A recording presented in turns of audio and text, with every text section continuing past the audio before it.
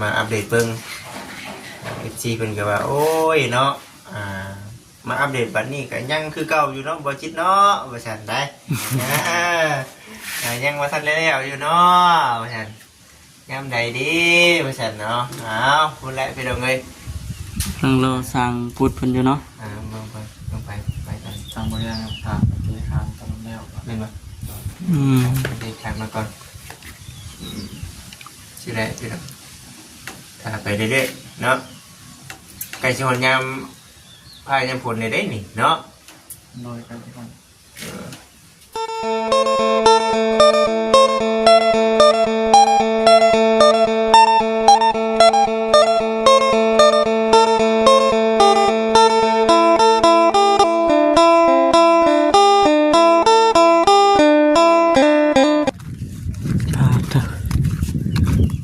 ช่วงแรงพี่น้องเลยเนาะแดดขนาดแดดอ่อนเลยเนี่ยยังเหี่ยมเอาทักทายสบายดีเด้อ FC กันเบิดสุขคนเนาะพี่น้องเนาะพบพ่อพบเจอเก่ายังพอทันได้กลับพี่น้องเลยเนาะถ่ายคลิปนี้ก็พากันกลับแล้วแหละก่อนสิกลับกับแวะเฮือนน้องดาวก่อนอยู่เฮือนอยู่บ่มาก็บ่ข้าม2คนพี่น้องนะสบายดีสบายดีเด้อบ่ได้มาแต่ถึงแล้วว่าซั่นบ่ได้มาหาน้องเพิ่นถึงแล้วไม่ให้มันนอนลงเลยบ่ไม่นี่ฮะถึงบ่ได้มันสิขึ้นนี่เนาะยังบ่ฮู้อยู่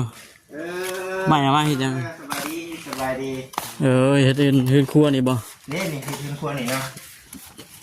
ปุ๊บเบิ่นแล้วแต่บ่ฮู้ว่าเมื่อใดสิขึ้นว่าซั่นน่ะนะ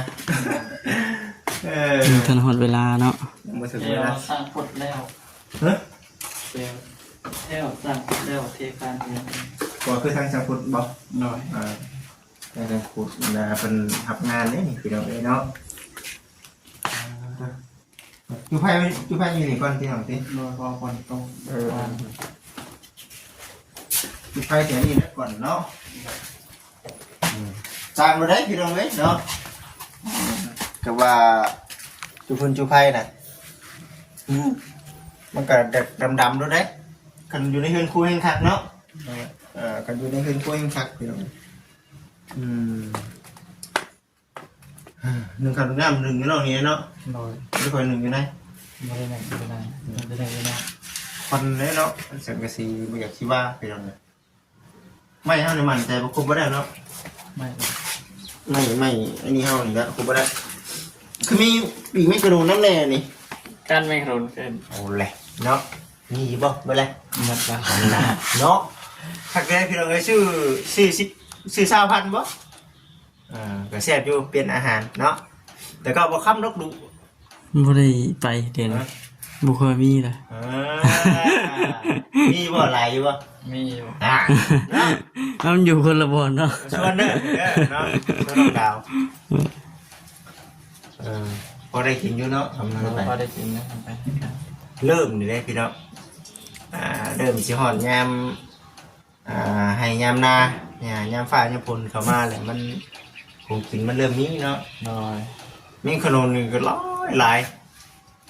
FC เคยกินบ่เนาะที่ว่าน้องไปเอาอยู่น้องกุ๊กเลยกุ๊กอย่างมันก็อยู่เลยกุ๊กติ๋วอ่อนอยู่บ่กุ๊กติ๋วอ่อนบ่น้องเอาเห็นเลยเอาพยางเอาบ่เก็บเอาแพยางมันบ่พอสิหลายเท่านั้นเนาะพอแต่เก็บเอาซิมขนุนใหญ่ไปจักบ่บ่นี่ข้าวที่กินเอาพยางเนาะพยางไปปูแล้วก็เอาอันน่ะไฟสี่ขึ้นถึง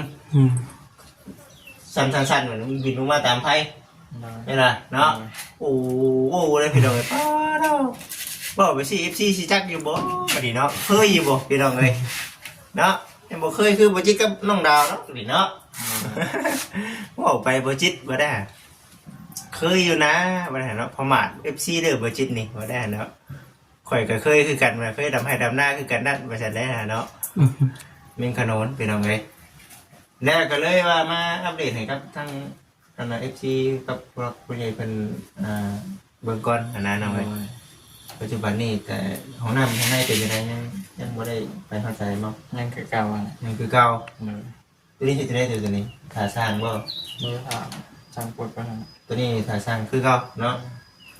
ของน้ำก็ถ่ายสร้างพุทธก้อนตัวนี้ก็ทางสร้างพุทธเพนิกเนาะ ำ ตัวทางเราเองกำลังก่อเองเทคานเนาะ งานของแอร์ที่ข้าง เดี๋ยวบ่เหมือนนี่เนาะเกินมื้อซึ่งมื้อสองบ่เนาะประมาณนี้เนาะน้องเนาะ ได้คงอยู่คงกินได้เป็นยังได้กินข้าวกับเท่านี้บ่มื้อนี้ โดยกินเราเป็นขนมทานคงกินก็ย่าง ยังบ่ นี่ ยังยังไง ย่างกุ้งก็ย่างอันนี้ปลาทูก็ย่างปัดชิ้นหมูก็ย่าง ก็ตุ๊มันจักมือแหละอันนี้เนาะตุ๊ประหยัดดีๆนี่พี่น้องเอ้ยเนาะสิ้นหมูปลาทูกุ้ง เลย ยังมีอยู่แต่ว่าบ่เปลืองเนาะนี่เนาะสมเพิ่นสมเพิ่นอยู่คนเดียวถือว่าหนึ่งข้าวหนึ่งน้ำ น้อย นึกเองพี่น้องเอ้ยนี่เต่าเพิ่นเนาะมาจูไปขังนอกก่อนพี่น้องเอ้ย มันดำเนาะควันตัว สิแหละเนาะปลูกผักปลูกมีแถวนี้ได้ต่อไปนี่เนาะน้องเนาะแล้วมันห่อนแบบนี้เนี่ยเป็นความน้องว่าหั่นแหละไปหาก้านหาก้านแมงขนุนเนาะ ก้านแมงขนุนหากินตามป่าตามรอนแล้วก็อยู่แค่ป่าอยู่มีบ่แถวนี้ช่วงที่มีใบจิ้ว ตั้งลงหล่อลงทางใต้กัน ลงได้ไป ไปกับเตยทอง บ่ นี่ก็โดนตรงน้ ได้ปันกันมัน ำเลย ได้หลายเติบบ่ ลาย บ่ได้อยากเนาะบ่ได้ไปถามมันก่อนพี่น้องจักโตนึงก็เอานะเดี๋ยว เลย คือว่าแหละห้องก็เปลี่ยนอาหารเด้กินชั่วโมงมันก็อีกแบบหนึงได้พี่น้องเอ้ยเนาะก่อนสิมื้อว่าหั่นมื้อนี้ไอ้ก็บ่ได้มีแนวหยังมาถามมาตอนเนาะ เลย มีแต่แบบมาถามไทยเพิ่นกับน้องเบิ่งก่อนสภาพร่างกายเป็นได้ล่ะ เลยใกล้เป็นลาย ใครขึ้นหลายเนาะ เลย ดีแหละจะเช้าเบิ่งเงินสุขภาพเจ้าของตอนนี้ก็พูดแล้วมาอัปเดตเบิ่งFC เพิ่นก็ว่าโอ้ยเนาะมาอัปเดตบัดนี้ก็ยังคือเก่าอยู่เนาะบ่จิตเนาะว่าซั่นได้ ยังบ่ทันแล้วอยู่เนาะว่าซั่นยามใดดีว่าซั่นเนาะอ้าวพูดแล้วพี่น้องเอ้ย ทางเราสร้างพุทธเพิ่นอยู่เนาะ ลงไปก่อน ตามบริการตามที่ทางตามแนว เป็นบ่ ไปแข่งมาก่อนชื่ออะไรพี่น้องถ้าไปเรื่อยๆเนาะไก่ชนยามพายยามผลในได้นี่เนาะ โดยกันที่ก่อน นี่ก็ฝนตกได้จะหน่อยเนาะบนหนึ่งเขาหนึ่งน้ำก็เปียกไว้แล้วแถวนี้ บล็อกนั่นก็ติดได้บ่นะ ฮะ นี่ บุกตัวไหน นี่ทำเสา อันนี้นะ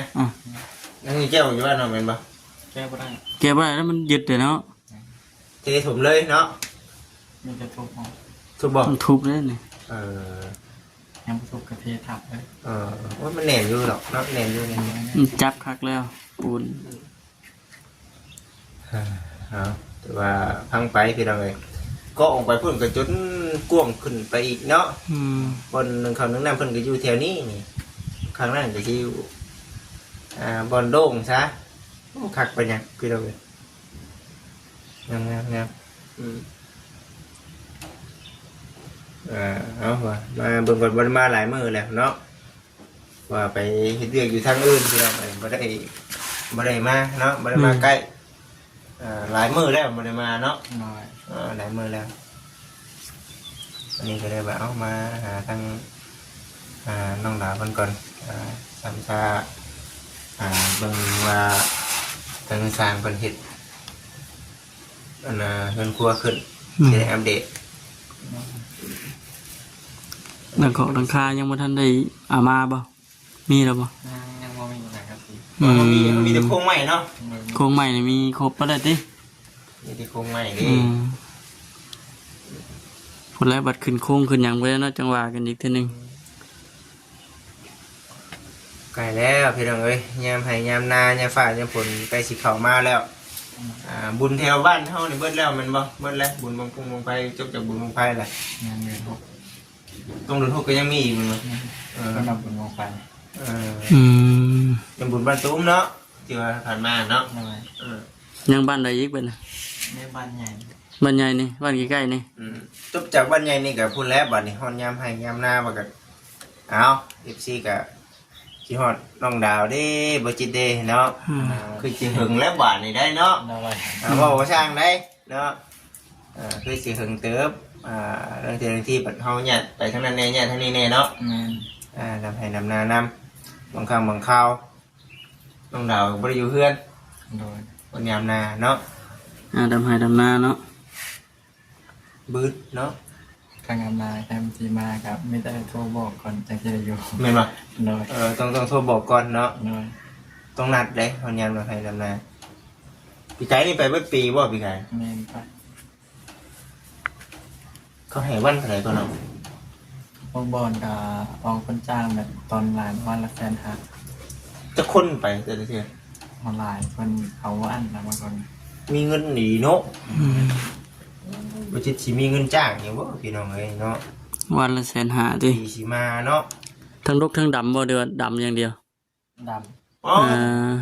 ลูกเด้อฮะ ำโลกาน่ะโลกากับคนจ้างอีก น่ะ ใจต่างหาก โลกากับมัด2,000ออกคนจ้าง หลายขั้นตอนดีนี่เนาะ โดย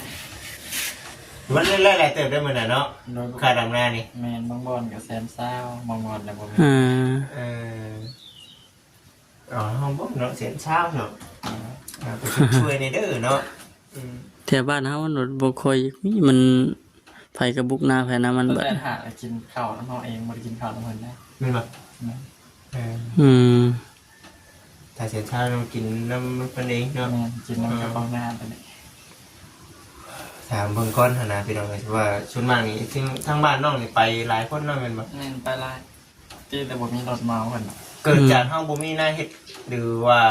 จัดหาเงิน เพิ่นบ่มีเราผู้มีหน้ากับเพิ่น หาเงินก่อน แม่นหาเงินแบบก็หาเงินได้แต่ก็ไปซื้อน้ำหมกน้ำมัน นาเจ้าของบ้านไว้ทีหลังใช่บ่ ญาติเอาเนาะ แม่น ญาติเอา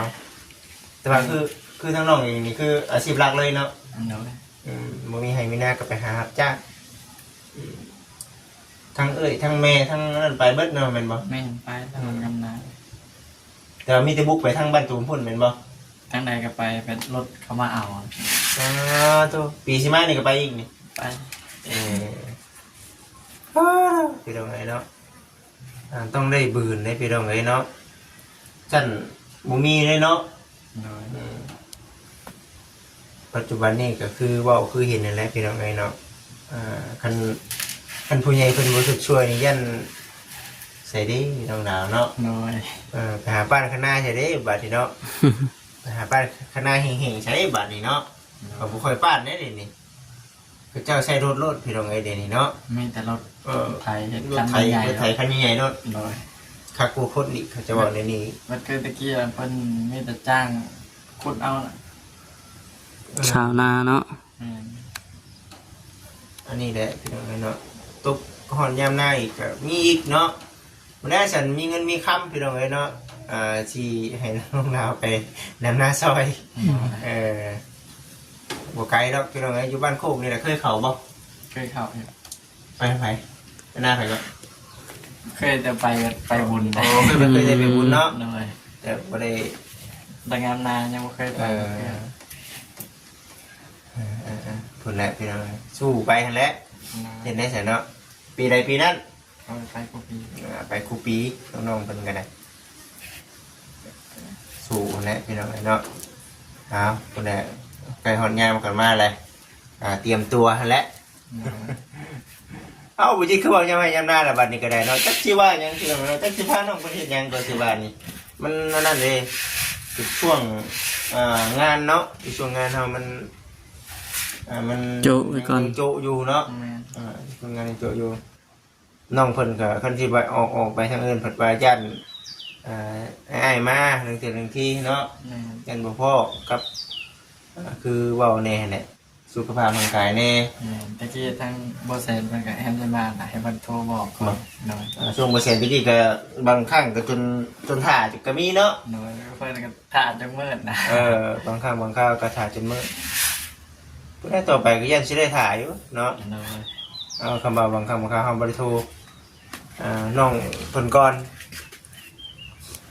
เพราะว่าช่วงยามให้ยามหน้านี่ต้องลงให้ลงงานทางอุดได้เคยไปถ่ายอยู่บ่บ่เคยเนาะตัวนี้เนาะ เคยแต่ไถนาตอนไม่เท่า อืม เราอยู่บ้าน แต่ว่าบ่ได้ไปรับจ้างเนาะ ตอนพนักรับจ้างนั่น เคยไปไถหุด จ้างไถแค่นั้นเพิ่นจ้างไถดำเนาะบ่ไหวแล้วนะมันสิบ่ทันผู้ดำมันไวเด้อผู้ดำมันหลายคน ไม่เหรอ เมื่อยพอแห้งได้ผู้ไถเนาะต้องหลายคนเปลี่ยนกัน ช่วงที่สบาย โอ้มันสิบ่โอ้เพื่อปลดคาดปลดไถเนาะ ไปเอาซ้อนกัน หลายคนนี่ก็ไว้เนาะ อ่า ผู้ดำมัน ก็ตาดูนไปแล้วเยอะ การรถไถคันหนึ่งกับบางคนประมาณ2 คน 3 คนไถ เปลี่ยนกัน เนาะ นี่แต่ให้ผู้เดียวไถมวย หวย ไว้เนาะ เลย ก็เจ้าเมากันดีๆนะเนาะจ้างกันเนาะจ้างก็จ้างนี่เนาะผู้จ้างกันเลยเดี๋ยวได้เข้ามาเพราะว่าปีนี้ได้หลายพี่น้องเอ้ยเห็นลำเมาบัดไม่ได้ว่านว่าฉัน ไปบางบ่อนกับไปบางบ่อนกับเป็นคนไถประทันแล้วก็ได้นั่งนะ เสมื่อยไปพร้อมติ แม่จะไปพอคนไถประทันได้ มันเอาบ่ทันไหนเห็นว่าหลายคนไป ถึงขั้นนั้นเนาะ 10คนนี่ก็ยังพอแห้งเลย กระชิบคนนี่บ่ทันบ่ บ่ทันหรอกบ่คำ6 คน7 คนก็ยังบ่ยังบ่ทัน เมื่อยดิ เมื่อย ไปข้าวสิจ้างเขาต้องไถปลาไว้ถ้าไถปลาไว้หลายๆเลย ขาดเอาอย่างเดียวบัดนี้เนาะ แม่นแบบคนงานบาราขาดอย่างเดียว เห็นหน้าดินทรายอย่าไถไว้เด้ อย่าไถอย่าคาดไว้เด้เห็นหน้าดินทรายอย่าเฮ็ดเด้ เบิ่งไว้ก่อนจะเป็นพอเป็นบทเรียนเนาะทางเมื่อก่อนบ่เคยจ้างรายได้โยเนาะมันน่ะเอาไปเอามาจ้างคนดำหน้านี่ก็บ่เป็นง่ายเนาะ น้อย โอ้ เพื่อเขาเห็ดกินในเขาอีกก็บ่ง่ายแต่นี่ บัดหลายคือกันพี่น้องเอ้ยเนาะแต่ว่าบ่อยากป้านะชื่อๆจังซี่ก็ได้มาบวกมาลบคูณหารใส่กันกับอันน่ะเงินเฮาเสียไปกับเงินเฮาขายเขาก็มันก็ปนๆกันเนาะ น้อย มันสิประมาณนั้นนี่คือบอกในเรื่องยามให้ยามหน้าน้องเพิ่นก็เกียมได้พี่น้องเนาะเกียมปีสิมานี่ก็เตรียมตัวคือกัน น้อย เนาะต้องสู้คือเก่าพี่น้องเลยเนาะเอาสิประมาณนี้เด้อน้องเด้อ น้อย มาหาน้องดาวพ่อให้ซีเพิ่น หาคิดฮอดบ่ ให้คิดฮอดแน่เนาะ น้อย เพิ่นแรกบัดนี้ต่อไปเพิ่นแรกบัดนี้เพิ่นไหว้คิดฮอด 2-3 เดือนเพิ่นแรกบัดนี้สิเข้ามาพี่น้องเอ้ยเนาะ เดี๋ยวอย่างฉันเลยพี่น้องเอ้ยซีได้มาสมมุตินี่บ่จิตว่าได้หาเนาะ2-3 เดือนมาข่อยก็คิดฮอดแล้วว่าฉันนะฮะเพิ่นได้กันมาแถวๆนี้ก็สิเข้ามาอัปเดตเรื่อยๆอยู่เด้อน้องเด้อ น้อย นี่เดี๋ยวเพิ่นได้เดี๋ยวสิกลับเด้อน้องคำเนาะ แม่น เตรียมตัวกลับบ่ได้ค่อยเมื่อค่ำนี่น้องเอ้ยมื้อนี้ก็ได้ไปเด้อเนาะอยู่ดีมีแห้งมื้อหน้ามื้อใดสิเข้ามาหาใหม่เด้อน้องเด้อ น้อย โอเคสบายดีสบายดี เดินทางปลอดภัย โอเคน้องผมขอบใจได้ๆอยู่ดีมีแห้งคือกันเนาะ น้อย มาครับ ไปมาพี่น้องเลยเนาะ นั่นแหละพี่น้องเลยเนาะมาเยี่ยมยามเบิ่งทั้งน้องดาวถือว่า เด็กเต็มอ่อนแล้วไปพี่น้องจังเลยก็ไปพบกันพอกันคลิปหน้าเลยพี่น้องเราอยู่ดีมีสบายดี